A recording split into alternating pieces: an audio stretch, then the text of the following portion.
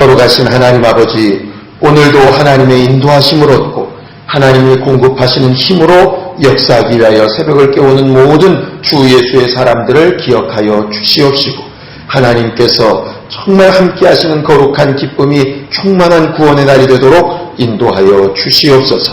예수님의 이름으로 기도하였습니다. 아멘. 하늘에 계신 우리 아버지여, 이름이 거룩히 여김을 받으시오며 나라의 임하옵시며 뜻이 하늘에서 이룬 것 같이 땅에서도 이루어지이다. 오늘날 우리에게 일용할 양식을 주옵시고, 우리가 우리에게 죄 지은 자를 사하여 준 것 같이 우리 죄를 사하여 주옵시고, 우리를 시험에 들게 하지 마옵시고 다만 악에서 구하옵소서. 나라와 권세와 영광의 아버지께 영원히 싸움나이다. 아멘.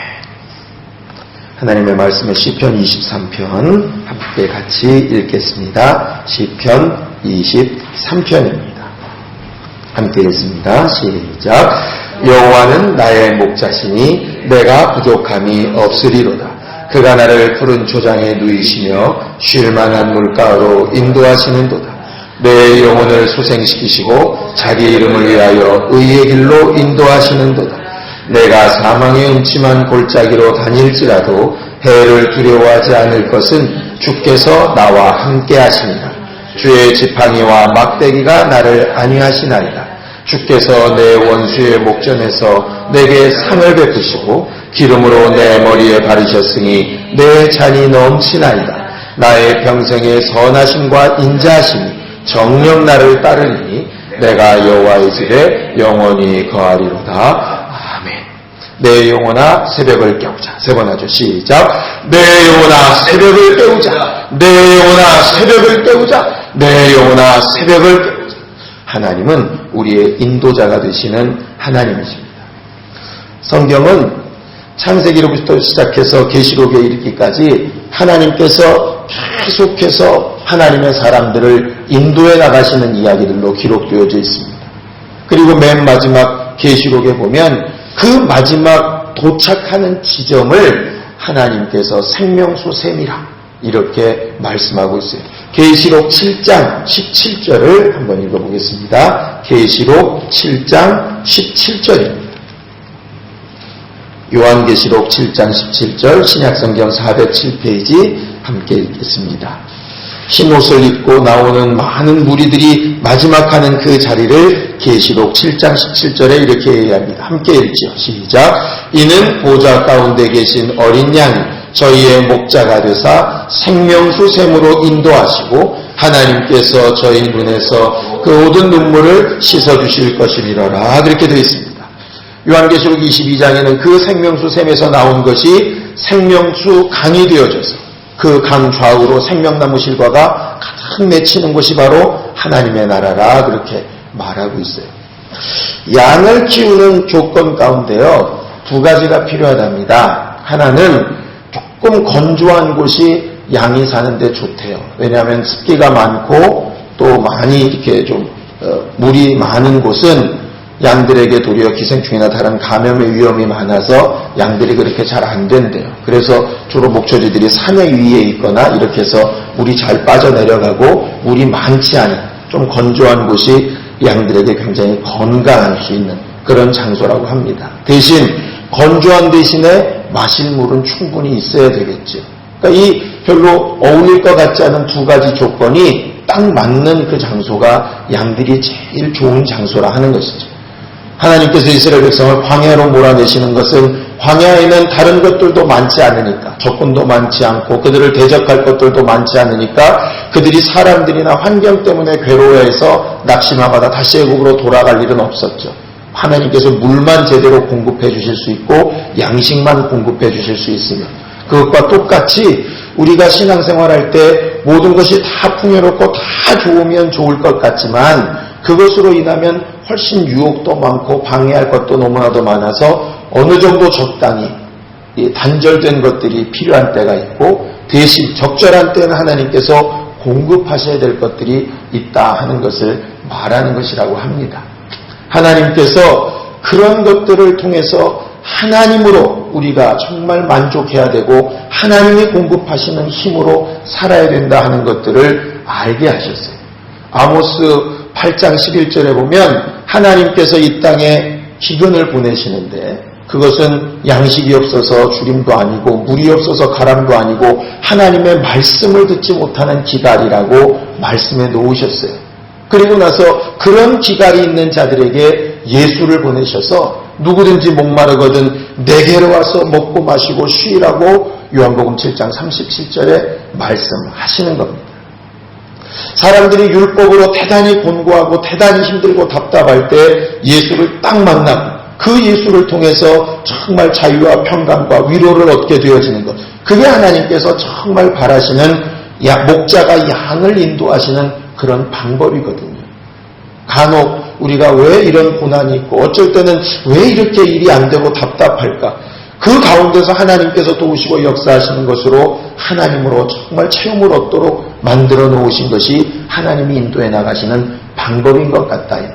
그래서 우리가 우리를 따르는 영혼들에게 정말 복이 있기를 원하고 풍성하기도 원하지만 또 어쩔 때는 적절하게 하나님께서 꼭 저들을 도우셔야만 살 수 있는 환경으로 인도해 나가시는 것도 감사함으로 받을 수 있도록 가르치고 그렇게 인도해 나가야 되는 부분이 필요할 것 같습니다.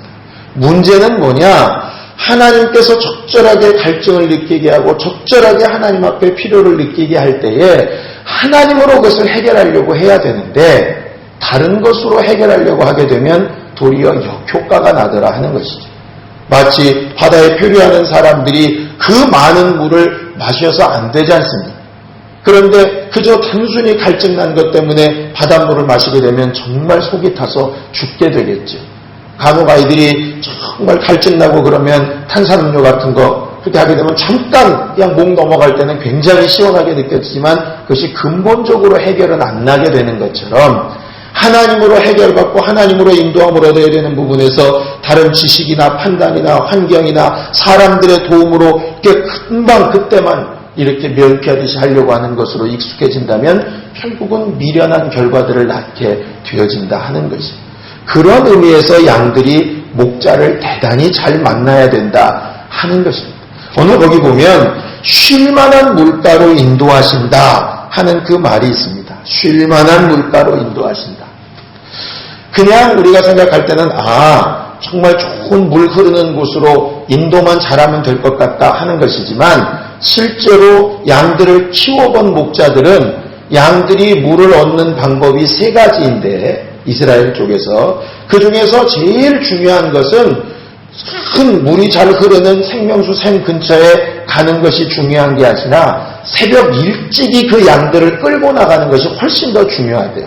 왜냐하면 이스라엘 땅 자체가 물이 그렇게 넘쳐 흐르는 곳이 아니기 때문에 그런 곳에서만은 양들을 기를 수가 없다 이 말이에요. 기본적으로는 그 양이 물 먹는 곳까지 가는 그 길이 굉장히 먼데 그것을 갔다 오는 동안에 물을 섭취할 수 있는 제일 좋은 방법은 새벽 일찍이 풀과 함께 이슬을 함께 먹이는 방법이랍니다. 그래서 특별한 경우가 아니라면 굳이 물가까지 가지 않더라도 매일 새벽에 양들을 잘 몰고 나가는 목자만 만나면 그 이슬만 먹고서라도 살 수 있다는 것이죠. 그래서 솔직히 예수나 모세가 40일 동안 물도 먹지 않고 음식도 먹지 않고 금식했다 하는 말들이 잘 이해가 안 가지만 그 땅은 가능하다는 거예요. 왜냐하면 일교차가 워낙 심해서 새벽에 나온 그 이슬만 가지고도 충분히 수분들이 최소한의 것들을 영위한다는 것이죠. 근데 게으른 목자를 만나게 되면 결국 누가 가라고 힘들어지느냐? 양들이 힘들어진다 하는 것이에요. 양들을 새벽 일찍이 이슬이 마르기 전에 충분히 먹게 하면 날이 쨍쨍해지고 이슬이 다 말라버렸을 때는 말 그대로 푸른 초장에서 양들은 그냥 되새김질하면서 쉬면 되는 것입니다. 새벽을 깨워서 기도하고 예수께서 새벽에 나와서 기도하며 간구하셨던 이유도 아마 그런 것이었던 것 같아요. 그렇게 정말 새벽을 깨워 일했던 그 양떼를 제대로 또 먹이지 못했을 때에는 그 다음에 필요한 것이 우물물을 파는 것입니다. 창세기부터 계속해서 우물 파는 이야기가 나오는 것은 우물을 파는 것 자체가 쉽지 않은 일이라. 근데 양들은 우물을 팔 수 없으니까 결국 목자가 파야죠. 이스라엘 사람들이 기브온 사람들을 포로로 잡고 나서 그들에게 제일 먼저 맡겼던 일이 두 가지 아닙니까? 물 깃는 거 하고 장작 패는 거. 그거 그만큼 힘든 일이라는 얘기 아니겠어요?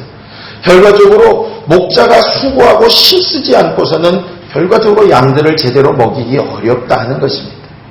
세 번째는 말 그대로 물이 흐르는 곳까지 끌고 가야 된다 하는 것이에요. 그래야 목자도 살고 정말 양도 살게 되는 것입니다. 그렇게 되지 않으면 양들이 할 수 있는 방법은 하나밖에 없답니다. 그저 고여있는 웅덩이나 아니면 자기들이 밟고 지나갔던 그런 고인 물들을 먹고 마실 수밖에 없다 이 말. 그럼 결과적으로 그것 먹고 마시면 그 안에 있었던 자기들이 배설했던 것까지 다 함께 먹고 마시면서 그냥 속에서부터 올라오는 그런 병균들 때문에 양들이 다 죽을 수밖에 없다는 거예요. 그래서 그 목자가 가장 중요한 것, 정말 있는 셈과 정말 힘써서 셈을 파는 것과 정말 중요한 건 새벽에 그 양들을 잘 이끌고 나가야 되는 거예요. 그런데 이스라엘 백성들이 두 가지 죄를 지어서 하나님 앞에 생명의 셈을 얻지 못했다 되어져 있는데 예레미야서에 나온 말씀입니다. 예레미야서 2장 13절 한 절만 읽고 함께 기도하겠습니다. 예레미야서 2장 13절입니다. 예레미야서 2장 13절 구약성경 1051페이지입니다. 함께 읽습니다. 시작. 내 백성이 두 가지 악을 행하였나니 곧 생수의 근원되는 나를 버린 것과 스스로 웅덩이를 판 것인데 그것은 물을 저축지 못할 터진 웅덩이니라 그랬어요. 하나님의 백성이 하나님께서부터 나오는 힘과 하나님의 입으로 나오는 말씀과 하나님이 공급하시는 것으로 살았어야 되는데 그것은 버려버리고 자기 임의로 무언가 해보려고 했던 하는 것들을 하고 수고했지만 그것은 물을 가둘 수 없는 그저 옆이 터져 있는 웅덩이 같아서 물이 잠깐 보이다가 그냥 흡수돼서 사라져버리는 것 같은 것으로 만족하려고 했다는 것입니다. 우리가 이 새벽에 나와서 기도하며 간구하는 이유는 우리는 정말 생명수샘인 하나님을 버리지 않으려고 하는 것이고 새벽부터 하나님이 공급하시는 이슬과 같은 것으로 공급받으려고 하는 것이고 내 임의대로 행하지 아니하여서 가두지 못하는 물 때문에 낙심하거나 실망하지 않는 그런 일을 하려고 나와서 기도하는 것입니다.